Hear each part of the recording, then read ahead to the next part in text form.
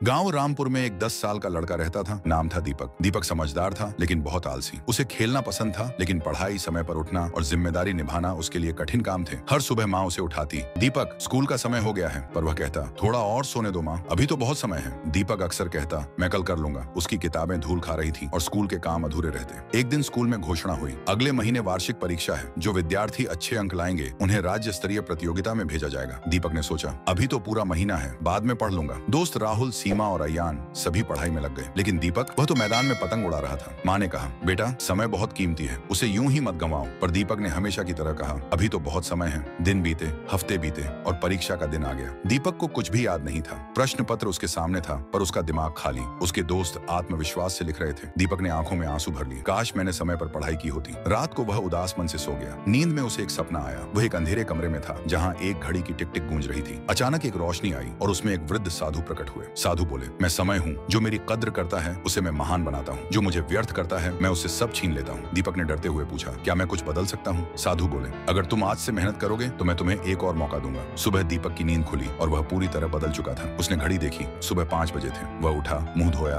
किताबें निकाली और पढ़ने बैठ गया। माँ चकित होकर बोली, ये चमत्कार कैसे हो गया? दीपक मुस्कुराया, माँ, समय ने मुझे सपना दिखाया और सिखाया। अब वह हर दिन समय से उठता, स्कूल जाता, मन लगाकर पढ़ता और दोस्तों की मदद भी करता। 3 महीने बाद स्कूल में फिर परीक्षा हुई। इस बार दीपक पूरी तैयारी से बैठा। वह आत्मविश्वास से प्रश्नों के उत्तर लिखता गया। परीक्षा के बाद जब परिणाम आया तो सब चौंक गए। दीपक प्रथम आया था। दीपक को राज्य स्तरीय प्रतियोगिता के लिए चुना गया और गांव में उसका सम्मान हुआ। गांव के प्रधान बोले, यह वही दीपक है जो समय को व्यर्थ करता था और अब दूसरों को प्रेरित कर रहा है। दीपक ने मंच पर खड़े होकर कहा, मैं बस यही कहूंगा, समय सबसे बड़ा शिक्षक है, उसकी कद्र करो, सफलता खुद तुम्हारे पीछे भागेगी। समय की कीमत सबसे ज्यादा होती है। अगर हम समय का सही उपयोग करें तो कोई भी लक्ष्य दूर नहीं।